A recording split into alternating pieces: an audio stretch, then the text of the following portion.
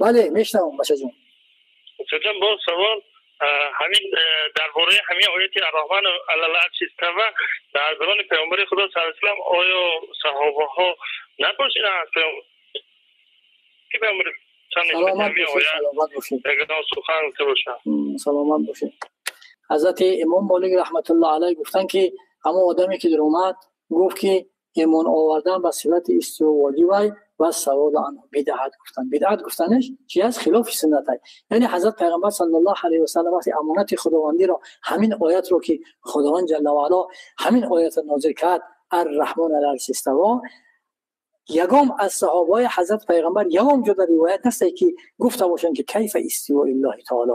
وقتی که صحابه های حضرت پیغمبر و شاگردانش تابعین بودن و تابعین سوال میکردن و تعلیم دادن در حلقه درسیشون، یگام تابعین روایت نشده است که سوال کرده باشد کیف استوای الله تعالی. و تابعین و تبع تابعین تعلیم دادن و تبع تابعین هم یگام کسی روایت نشده است که از علمای تبع تابعین گفته باشه کیف استوای الله تعالی. گفته سوال شدگی نیست. برای اما میگن که سوال کردن در چگونگی استوا چیه؟ بدعت است. گفته یعنی خلاف سنت است، خلاف عقیده سلف صالحین است. سلف صالحین اشارت به یعنی چی است؟ صحابگان، تابعین و تبع تابعین سلف صالحین میگن. علمای چهار مذهبی، اهل صاحبای چهار مذهبی، اهل سنت و جماعت، صاحبای صحای سته، همشون در تحت علمای سلف صالحین داخلن. یگام کیس اینها از این سوال ها وارد نشد بگه که کیف استوای الله تعالی، چگونه از استوای خداوند جل و علا. گفته سوال ها وارد شدگی نیستند.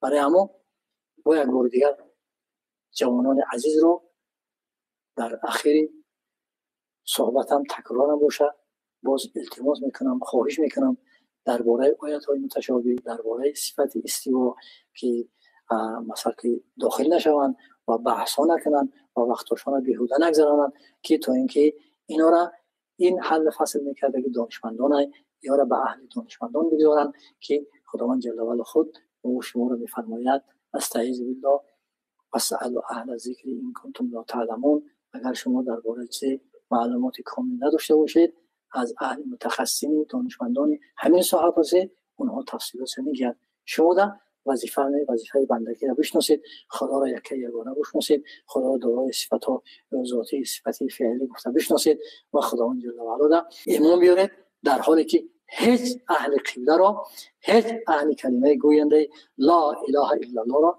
نسبت به شرک و نسبت به کفر نسبت ندید. این عقیده پیغمبر و عقیده اهل سلف و عقیده خصوص صاحب پیر مذهب ما حضرت امام اعظم رحمت الله علیه همین خیلی که مذهب این کس هم پذیر است. میگن اهل قبله امام چقدر نسبت کفر یا شرک دادن ممکن است.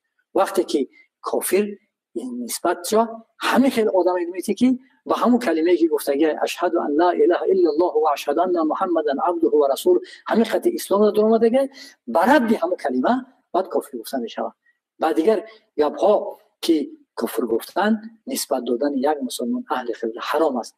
و در دیگر حدیث حضرت پیغمبر کسی که یک آدم اگر نسبت کفر بدهد اثبات کرده نشود با دلیل‌های قطعی همه کفر در باباش میگردد. برای مثال خوف محترم عزیزان، برادرای عزیز، دادرای عزیز، فرزندان عزیز، شما را من پند نصیحت میکنم درباره این چیزها ندروی بحث‌های بیهوده نکنه که تا اینکه خودتون گمراه شوید و دیگران رو گمراه کنه. اینا به دانشمندان بسپاره بحث اینها را، بلکه شما فقط عبادت الهی کنید. ای رحمت خداوند امیدوار باشه، از ترس خدا بسیار بترسید، از رحمت خدا هم خیلی امیدوار باشه که یک جنتی من یک جنتی باشم منم، از رحمت خدا هم خیلی امیدوار باشه و از ترس خدا همه خیلی بترسه که یک دوزخی باشم منم. مفتین در واقع خوف و رجا و نو زندگی مسلمانی ایمان ما پیش بریم. و آخر دعوانا الحمدلله رب العالمین. السلام علیکم و رحمت الله و برکاته.